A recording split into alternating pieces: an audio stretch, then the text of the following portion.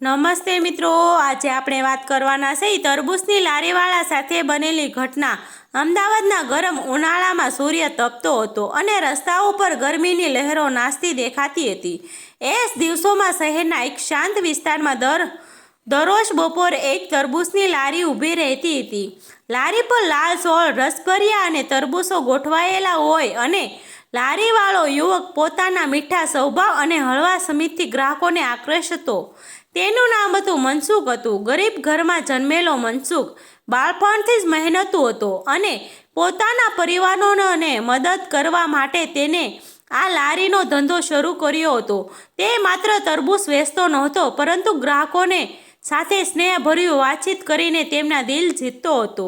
તે જ વિસ્તારમાં રહેતી હતી એક છોકરી, નામ હતું હેતલ। મધ્યવર્ગની સંસ્કારી પરિવારમાં ઉછરેલી હેતલ ખૂબ જ સંકોચી અને સંસ્કારી હતી।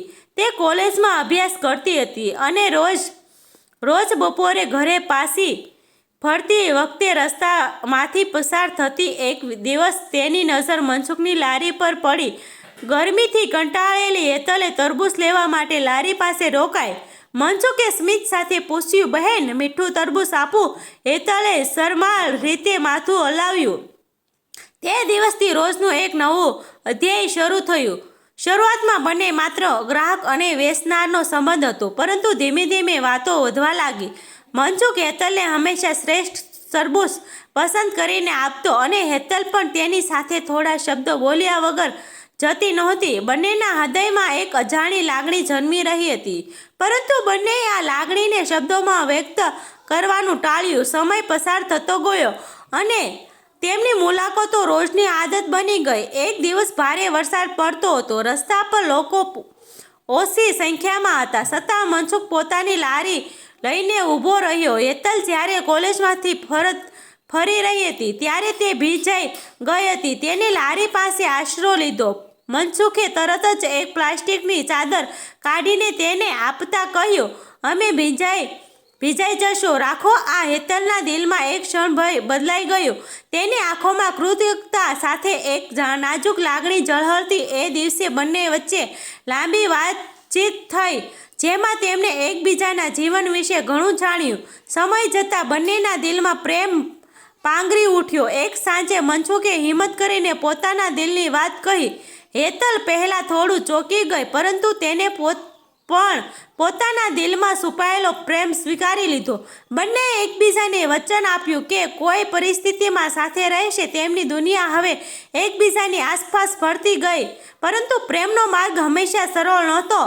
હેતલના પરિવારે જ્યારે આ સંબંધ વિશે જાણ્યું ત્યારે ઘરમાં તોફાન મચી ગયું। હેતલના પિતા ખૂબ જ કડક સ્વભાવના હતા। તેમણે મનસુખ વિશે સાંભળતા જ ગુસ્સે થઈને કહ્યું, એક લારીવાળો અમારા ઘરની દીકરી માટે યોગ્ય નથી।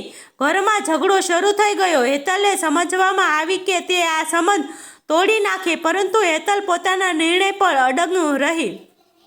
બીજી તરફ મનસુખના પરિવારમાં પણ ચિંતા ફેલાઈ। તેઓએ મનસુખને સમજાવવાનો પ્રયત્ન કર્યો કે આ સંબંધો મુશ્કેલીઓ ઊભી થશે, પરંતુ મનસુખે હિંમતથી જવાબ આપ્યો કે પ્રેમમાં કોઈ ઊંચ-નીચ નથી હોતી। હેતલે સાચા દિલથી પ્રેમ કરે છે અને તેને ક્યારેય છોડશે નહીં। એક દિવસ હેતલના પિતાએ મનસુખને બોલાવ્યો। બંને વચ્ચે તીવ્ર ચર્ચા થઈ। પિતાએ મનસુખને અપમાનજનક શબ્દો કહ્યા અને તેને આ સંબંધોમાંથી દૂર રહેવા કહ્યું। મનસુખે શાંતિથી જવાબ આપ્યો કે તે હેતલને પ્રેમ કરે છે અને તે જ ખુશ રાખવાની સંપૂર્ણ જવાબદારી લઈ શકે છે, પરંતુ આ વાત વધુ ઉગ્ર બની ગઈ અને બંને વચ્ચે ઝઘડો થયો। હેતલે ખૂબ જ દુઃખી કરી લીધી। તે ઘરમાં એકલી પડી ગઈ હતી અને મનસુખ પણ નિરાશ થઈ ગયો। થોડા દિવસો સુધી બંને મળ્યા નહીં, પરંતુ પ્રેમની તાકાત એવી હતી કે તેઓ ફરી એકબીજાને મળ્યા। તેમણે નક્કી કર્યું કે તેઓ પોતાના પરિવારોને સમજાવવાનો છેલ્લો પ્રયાસ કરશે। હેતલે પોતાની માતાને દિલથી સમજાવ્યું કે મનસુખ સારો માણસ છે, ભલે તે ધનિક ન હોય। તેની ઈમાનદારી અને મહેનત તેને વિશેષ બનાવે છે। બીજી તરફ મનસુખે પણ પોતાના પરિવારને સમજાવ્યું કે હેતલ તેની જીવનસાથી તરીકે યોગ્ય છે। સમય સાથે બંને પરિવારોમાં થોડું નરમાઈ આવી। હેતલને માતાએ પતિને સમજાવવાનો પ્રયત્ન કર્યો કે દીકરીની ખુશી સૌથી મહત્વપૂર્ણ છે।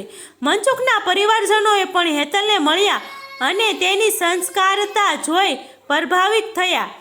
અંતે એક દિવસ બંને પરિવારો મળ્યા. શરૂઆતના વાતાવરણ તંગ હતું, પરંતુ ધીમે ધીમે વાતચીત શરૂ થઈ. મનસુખના સાદા સ્વભાવ અને સચ્ચાઈને હેતલના પિતાનું દિલ જીતી લીધું. તેમણે સમજ્યું કે સંપત્તિથી વધુ મહત્વનું માનવીનું ચરિત્ર હોય છે. હેતલની ખુશી જોઈને તેઓએ અંતે આ સંબંધને મંજૂરી આપી. આ રીતે બંને પરિવારો વચ્ચે સમજૂતી થઈ. થોડા સમય પછી મનસુખ અને હેતલના લગ્ન ધામધૂમથી થયા. એ દિવસ બંને સપનાની જેમ હતો. એક લારીવાળા યુવક અને સંસ્કારી પરિવારમાંથી આવેલી છોકરીનો પ્રેમ આખરે સફળ થયો. લગ્ન પછી હેતલ મનસુખના જીવનમાં નવી ખુશીઓ લઈને આવી. બંનેએ મળીને મહેનત કરીને પોતાનો ધંધો વધાર્યો. તરબૂચની લારી હવે એક નાની દુકાનમાં બદલાઈ ગઈ. તેમના પ્રેમ અને સંઘર્ષની કહાની આસપાસના લોકો માટે પ્રેરણાદાયક રૂપી બની ગઈ. મિત્રો, આ વાર્તા કાલ્પનિક છે. તેમાં આપેલ દરેક વસ્તુ કાલ્પનિક છે. આભાર મિત્રો. ગમે તો શેર કરી દેજો.